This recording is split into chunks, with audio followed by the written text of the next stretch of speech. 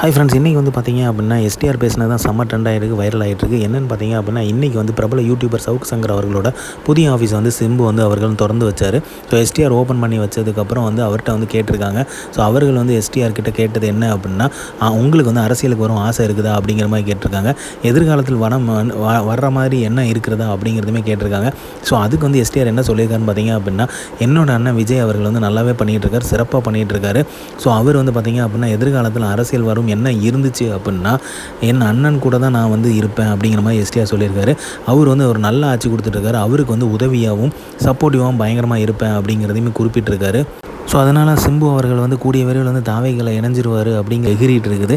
So அவர் சொன்னது வந்து வேறு லெவலில் இருந்தது. அதுவும் பார்த்தீங்க அப்படின்னா மக்கள் வந்து அவரை வந்து படத்தில் பார்த்தோ அவர் வந்து என்னமா ஆக்ட் பண்ணியிருக்காரு அப்படிங்கிறத பார்த்துலாம் வந்து அவர் மக்கள் வந்து ஓட்டு போடலை, அவர் மேலே உள்ள நம்பிக்கையில் தான் ஓட்டு போட்டிருக்காங்க அப்படிங்கிறத ஆணித்தரமாக சொல்லியிருக்காரு. ஸோ கவர்ச்சியால் ஓட்டு போடல அப்படிங்கிறதுமே வந்து இன்டைரக்டாகவே குறிப்பிட்டிருக்காரு. ஸோ அதுதான் வந்து பார்த்திங்க அப்படின்னா எல்லாருமே ஆப்போனன்ட்ஸுமே எடுத்து வச்சுட்டு இருந்தாங்க.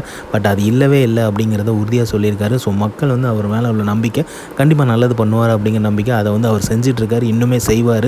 ஸோ அவருக்கு வந்து நான் சப்போர்ட்டிவாக இருப்பேன் அப்படிங்கிற எஸ்டிஆர் வந்து ஆணித்தனமாக வந்து பேசியிருக்காரு.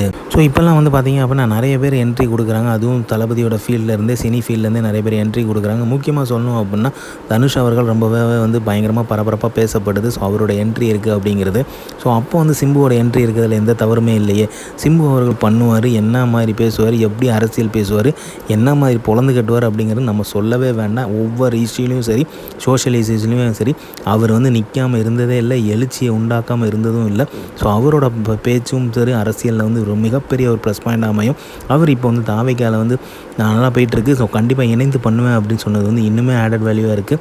என்ன நடக்க போகுதுன்னு பார்ப்போம். ஏன்னா இடைத்தேர்தல் வேறு வரப்போகுது. ஸோ அதனால் வந்து அவர் இப்போ தான் ரீசெண்டாக அரசன் படம் வேறு நடித்து முடிச்சிருக்காரு வெற்றிமாறன் இயக்கத்தில்.